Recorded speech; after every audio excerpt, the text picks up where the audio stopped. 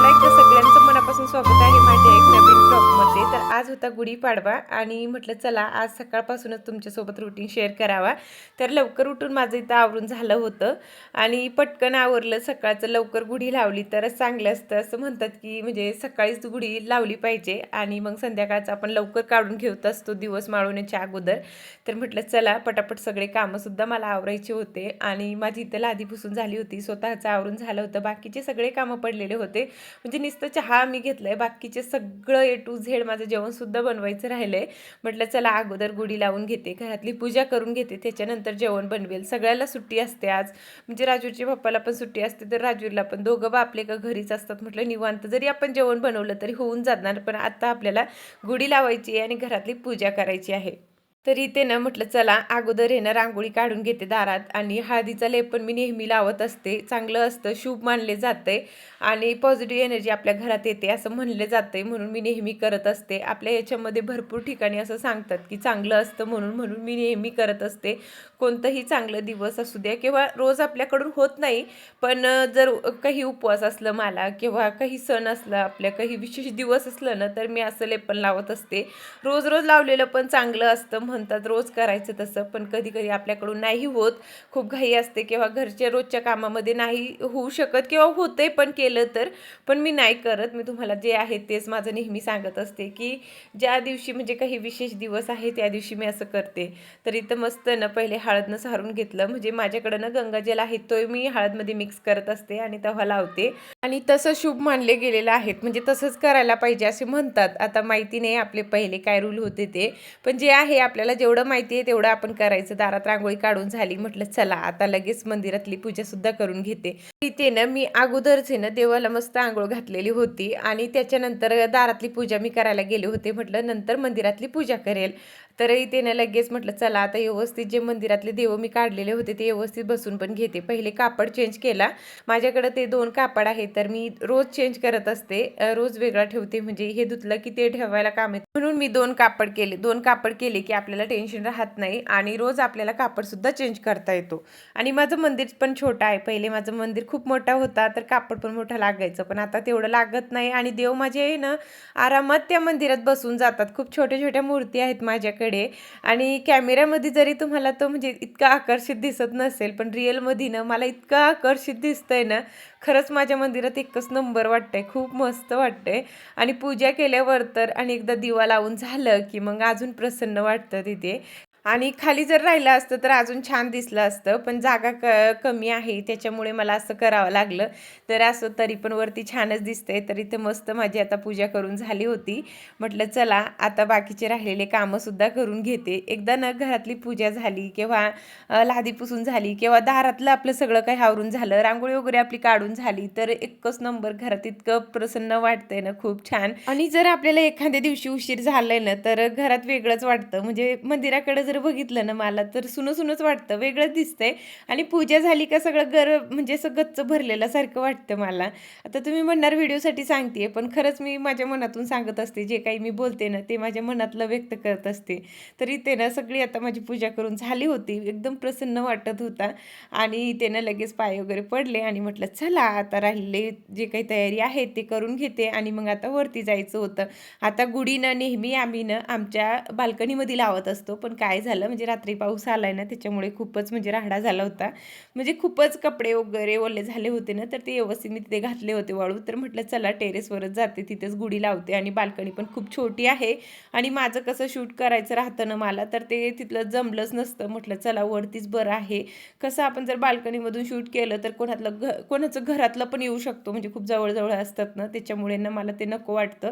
आणि वरती कसं आपण एक म्हणजे स्वतः जर व्हिडिओ बनवतोय ना तर स्वतः दिसायला पाहिजे, नको दुसऱ्याला कोणाला घ्यायला पाहिजे किंवा दुसऱ्याला त्रास नको आहे आपल्यामुळे. मला हे बघायचं असतं, मी कधी कोणाला त्रास देणार नाही आणि माझ्याकडून होणार पण नाही तसं. तर मी तेच प्रयत्न करत असते की जर बाल्कनीमध्ये मी गुढी लावली असती, तिथे मी पूजा केली असती, तर समोरचा जो दरवाजा उघडा आहे त्याच्यातलं दिसतं किंवा बायचानक ते दिसतात, तर त्यानं परत मला बोलायला नको आहे की तू व्हिडिओमध्ये का घेतलंय, मला ते जमत नाही, म्हणून मी कधीच कोणाला घेत नाही. आलं जर बायचानक कोणी तर त्याला माहिती असते की ही ब्लॉगिंग करते आणि त्याला काही प्रॉब्लेम नसलं तर मी घेत असते, पण असं मी कधीच घेत नाही बरं का. ते माझे नातेवाईक असू द्या किंवा दुसरं कोणी असू द्या, मी सेम ठेवत असते. ज्याला आवडते त्यालाच घेत असते. तरी त्यानं वरती आम्ही लगेच आलो. राजूरच्या पप्पाला सुट्टी होती म्हणून मला खूप जास्त मदत झाली होती. नाहीतर एकटीकडून मला गुढी लावताच आली नसती. म्हणजे मला जाम असं काहीतरी बांधता येत नाही. मी जे बांधते ना ते लगेच सुटून जाते. असं का होते काय माहिती. इतके वर्ष झाले, इतके शेतातले कामं केले, पण मला तसलं बांधताच अजून पण येत नाही. पण राजवीरचे पप्पा होते म्हणून मला काहीच वाटलं नाही. खूप लवकर माझी सगळं पूजा वगैरे करून सुद्धा झालेली होती. म्हणजे होणार आहे. पुढे मी तुम्हाला दाखवते. पहिले तर एक साडी घेतली कोरी. तिचं अजून मी ब्लाऊज नेमकंच काढलं आणि म्हटलं चला नवीनच साडी लागते आपल्याला गुढीला. आपण जे यूज केलेली असतात ते नाही चालत. म्हणजे सगळ्या बायकाला माहिती आहे. ते काय मला सांगायची गरज नाही आहे. पण जे कोरी साडी होती ना माझी ती घेतली. प्लेटी वगैरे टाकून घेतले आणि त्याच्यानंतर जे गाठी वगैरे असतात ना ते सुद्धा लावले. लिंबाचं डगळं वगैरे असतात ना ते डगळे ते सगळे लावलेत आणि त्याच्यानंतर ते जाम असं बांधून घेतला. तर राजूचे पप्पा बांधत होते आणि कलश वगैरे मी पहिलेच रेडी करून ठेवलं होता. म्हणजे घासून वगैरे झालं होतं. अजून कुंकू वगैरे लावायचं होतं. हे सगळे काही तयारीनं खाली केले असते ना तर बरं पडलं असतं आम्हाला. वरती इतकं मरणाचं ऊन होतं ना, खूप जास्त आम्हाला ऊन लागत होतं. आता जरी आपण आहे ना म्हणजे 8 किंवा 9च्या मध्येच मी करत होते हे सगळं, तरी पण आहे ना म्हणजे खूप ऊन पडतंय आता. उन्हात आहे ना नकोच वाटतंय बाहेर किंवा वरती जायला. पण खाली मला असा प्रॉब्लेम होता म्हणून मी खाली काही तसं गुढी लावली नाही. मला वरतीच लावायची होती. वरती एकदम मोकळा होता आणि वरती जास्त कोणी येत नाही. आम्हीच राहतो तर मग मला छान वाटतं. असं वाटतं की म्हणजे वरतीच लावायला पाहिजे. तर समोरूनच आम्ही लावणार होतो. म्हणजे 3 झाल्यात. एका घरात 3 गुढ्या लावल्यात असं झालंय. खाली जे रेंटनं राहतात त्यानं पण लावली होती. ओनर राहतात त्यानं पण आणि आमची पण. म्हणजे 3 झाल्यात आणि एकाच घरात झाल्या सगळ्यात. तर काही हरकत नाही. फॅमिली तर वेगळे असतात ना, मग आपण स्वतःचीच लावायला पाहिजे. तरी त्यानं लगेच ते बोलले की मी व्यवस्थित तुला बांधून देतो. त्याच्यानंतर मला पण दुसरे कामं आहेत. त्याला बाहेर जायचं होतं. पण ते माझ्यामुळे थांबले होते. त्याला माहिती आहे की याला जमणार नाही आणि मग ही एकटीच कसं करणार, इतकं ऊन आहे. म्हणून ते थोडं मिनटं थांबले होते. नाही तर त्याला सुट्टीच्या दिवशी पण त्यांच्याकडे वेळ नाही, इतके कामं असतात. कसं म्हणजे कायम रोज रोज ते ड्युटीचं काम असतं आणि मग बाकी टाईम जर थोडं वेळ राहिलं तर ते एक्स्ट्राचे कामं असतात आपले, ते करायचे असतात. ते पण बघावं लागते ना. तर त्याला बाहेर जायचं होतं. म्हटलं ठीक आहे मी पटकन आवरून घेते आणि त्याच्यानंतर तुम्ही पण जा. नाश्ता वगैरे पण करायचं होतं. अजून ते पण आम्ही केलं नव्हतं. म्हटलं एकदा पूजा झाली का मग नाश्ता किंवा जेवण वगैरे आपलं होत राहतं. खाली गेल्यावर आपल्याला तेच काम आहे, पण वरचं काम झालं पाहिजे. म्हणजे पूजा झाली पाहिजे. तर मनाला असं वाटतंय की म्हणजे सगळं काही झालंय आता. आपण निवांत म्हणजे संध्याकाळपर्यंत तरी जेवण वगैरे घरची कामं केली तरी काय हरकत नाही. मला तर तसंच वाटतंय आणि मला असं वाटतं की सगळ्यासोबत तसंच होत असेल की जे महत्त्वाचं काम आहे ते अगोदर झाल्यावर नंतर आपण निवांत पण केलं तरी काय हरकतच नाही.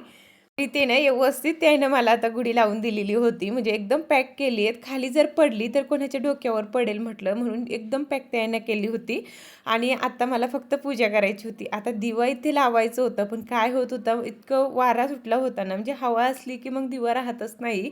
पण कसंबसं करून मला ते दिवा लावायचंच होतं. आता आता आमच्याकडे कसं आहे म्हणजे जास्त करून आहे ना पाडव्याला काही बनवत नाही. म्हणजे गोड-धोड किंवा काहीतरी वेगळंच असं काहीतरी स्वयंपाक वगैरे करत नाही. नॉर्मल जेवणच बनवतात. पहिल्यापासून तसंच आहे. म्हणजे आमच्याकडे गावाकडं ना बायचानक एखाद्या घराला गुढी लावणार नाही तर गुढी पण नाही लावत. पण जसं मी गाव सोडलंय ना तर मी पहिल्यापासून लावते. म्हणजे 8 वर्षापासून मी गुढी लावते. आता आमच्या गावात का लावत नाही मला माहिती नाही. पण जे काही आमच्या कास्टचे बाहेर आलेले आहेत ना तर शहरात तर ते प्रत्येक घरी गुढी असते. पण आमच्या समाजात कमी लावतात असं म्हणतात. म्हणजे एखाद्या ठिकाणी असते तर कोणी लावतं तर कोणी नाही लावत. पण मी लावत असते. कोणतंही सण असू द्या मी आनंदाने साजरा करते. मला ना आवडतं तसं सगळं काही करायला पहिल्यापासून बरं का. गावाकडे होते तेव्हा पण माझी खूप वेळेस इच्छा झालेली की ते आपण करायला पाहिजे. पण इतकं माहिती नव्हतं कसं गुढी लावायची, काय करायचं, कसं करायचं. पण हळूहळू करून आपण सगळं शिकतोय.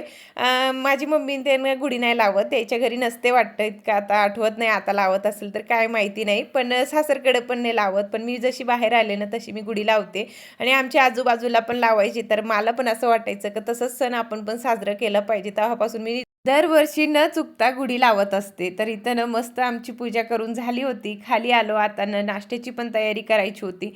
लगेच इथं पोहेच पण मी बनवणार होते. पोहेच एकदम झटपट होतात आणि खाऊन पण घेतात, म्हणजे टेन्शन नाही. आणि दुसरं जर आपण काही नाश्त्याला गेलं तर जास्त पसाराच होतोय आणि मग जेवायला खूप जास्त उशीर होऊन जाते. सुट्टीचा दिवस बोलले की आमचे 2-2:30 वाजता जेवण राहतं, मग संध्याकाळचं जेवण लवकर जातच नाही. म्हणून मी आज ठरवलं होतं की पटकन काहीतरी नाश्त्याचं होऊन जाणार, त्याच्यानंतर लगेच मी जेवण बनवून घेणार आहे.